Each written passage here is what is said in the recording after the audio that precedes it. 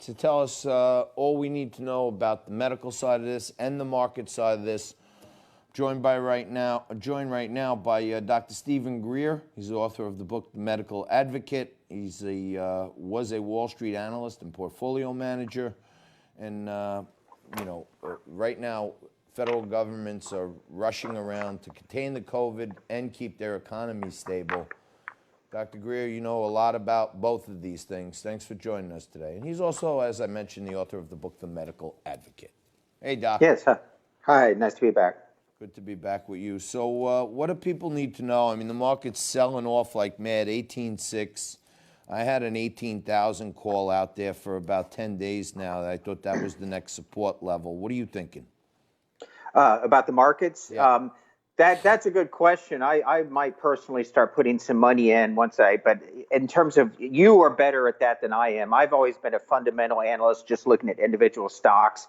So I don't know when to time it. I'm guessing this would be the catalyst, is when you follow this curve of new cases and so forth, and when you see the curve start to go down the slope, instead of a steep up curve, and when people get comfortable that the new case curve is slowing, that would be a good catalyst for the entire market. So if you want to be sort of a stock picker, follow that Johns Hopkins website and start making your own Excel spreadsheets. That's what I'm doing.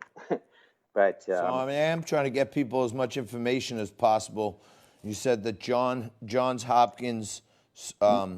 Yes, Google Johns Hopkins COVID-19 or whatever. They have an interactive map. It's the same thing you see on Fox and so forth. It's pretty good. It seems to be the gold standard for the data. COVID-19 data. So Google Johns Hopkins COVID-19 data, and you could see the chart. Now, everyone. People here in New York, I'm hearing an overwhelming number of people, including Republicans, saying that they think Andrew Cuomo is doing a really good job, at least being strong and giving out information and confident, and he's taking charge, showing leadership. And he's talking about we got to flatten the curve.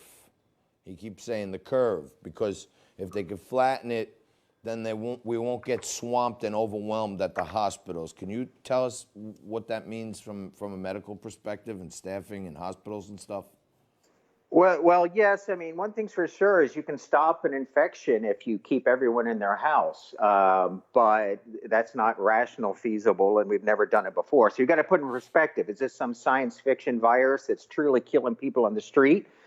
No, it seems to be worse than the flu, but it's not that bad. The death rates are going to be probably below 1%, higher than the flu. I did some modeling. I estimate total death rates when this is all said and done of 30,000 or more, which is right up there. Right now, we've had 23,000 this year die of the regular flu. So you got to put in perspective. A lot more die of 10 times die of heart disease every year. So is this reaction of shutting down the global economy warranted given the death rate and risk? I don't think so. But it's a scary new virus. And politicians, whether it's a hurricane or a snowstorm, they always overreact because they'll get thrown out of office if they're caught underreacting. So it's a moral hazard. This is a $10 trillion moral hazard is what we're seeing. So I think that the government, when I see these press conferences every day, they're really emphasizing ventilators and testing and ventilators. Those are important, but they're not the number one priority. Should be making sure that 3 drugs are made. Gilead has an experimental drug called remdesivir. It was briefly for a few days made available for compassionate use. I just saw that they stopped offering it because of overwhelming demand.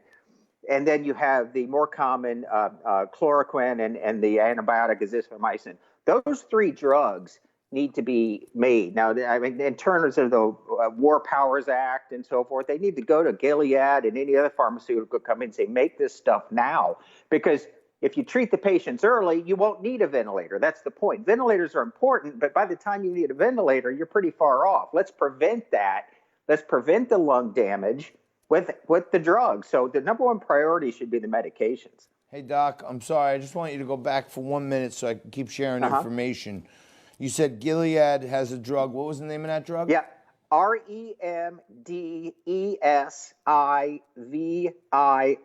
remdesivir. It's experimental, hasn't been approved by the FDA, but last week they did say, okay, if an ER doctor or someone really needs this, we'll give it to you. Called compassionate use, and they quickly ran out because it's not fully ramped up and being made. The FDA needs to go in there today and say, make this on full scale. And so New York, the FDA, in coordination with the president and the coronavirus task force, New York State was able to get 200 labs FDA certified in New York State. I know a few pharmacists. I know one guy who has a compounding facility. He told me that, you know, from what he was hearing, the chloroquine, the hydroxychloroquine, and azithromycin was a cocktail that had results, and they're using it in other countries. It's not approved here. But he told me that... No, it is. Those are both approved, and they are. You can get a Z-Pak. You've probably heard of the word Z-Pak. That's azithromycin. Those are commonly used drugs. No, that one, yes. Yep. But the chloroquine, he told me to use for him to order the raw material for his compounding facility. It was about 14 days to get it. He should be able to get it like in a minute. You know what I mean? So it seems like... So it's demand. Okay. So it sounds like they need to emphasize all these manufacturing spots. And this goes back to the problem we talked about last time. That's coming from China right now, and that's got to change. We've got to stop these manufacturing of drugs in China. So this hopefully will change that. But in the meantime, they need emergency powers to find some drug plant and say, stop making this drug and make this drug. And the good news is there's some complex drugs that are made, what we call antibodies. These are just small molecule drugs. They should be much easier to make. But yeah. All right. Well, look, Doc, also, I was talking to a friend of mine who's a finance professor over at Dartmouth, and he was telling me about, you know, when you talk about shutting down the whole economy, my numbers are worldwide 242,000 cases, 10,000 dead, about 4%. Here in the U.S., approximately 35,000 cases, 450 deaths. That's like 1.5%. And that, you know, that could be because the deaths were piling up before we were scaling testing. So now we'll probably get a lot more cases and a lot less deaths. But he was telling me about this formula where the government, it's a Harvard study by Kip Viscusi, and it's called the VSL, the Value of Statistical Life. And basically what the government does is when they're going to pass a new federal regulation, they do a calculation of how much is each life worth that will be saved by this. So if you chop everything, you know, the example he gave me was that, you know, when Obama was president, the National Highway Transportation Safety Administration wanted to make the thickness of automobile roofs 1 inch thicker for safety purposes.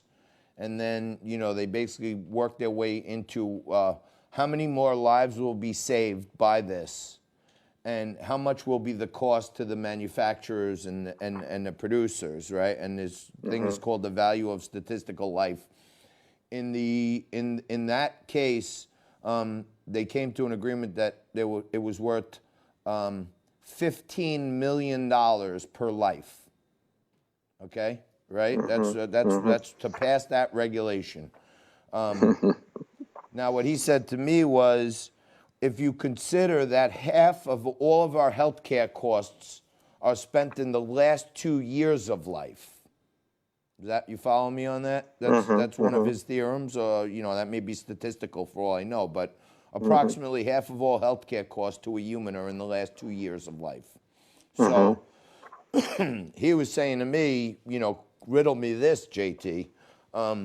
If you start thinking about the composite life is 15 million, but when you break it out to the outliers, the people who are in their 80s are probably 2 million, right? And then if you calculate each one of them, how much how much that we're going to spend to get them through this and then live for 2 more years. Yeah. If they didn't make it through this, the value of statistical life for a corona patient almost becomes a plus number to the country. Yeah. That's a good. I haven't done that number, but we're talking about trillions here. Okay, That's what I'm trillions, saying. If you take trillions divided by the number of deaths. Let's say it's 1 million. You know, it's not. It's going to be a big number. That's what and I'm it's saying. not even. That's why this reaction by the government is our politicians have a moral hazard. Their ability to stay in power requires them to overreact at our expense. And oh, by the way, if one single government employee were going to lose their job, they would think twice about it. There's not going to be a single government employee lose their job over this, just like after 2008. So it's us private sector schmucks, and they don't care about us. Let us eat cake. That's my strong opinion on it. I'm with you, Doc. All right, well, thank you very much. That's Dr. Stephen Greer. He's the author of The Medical Advocate.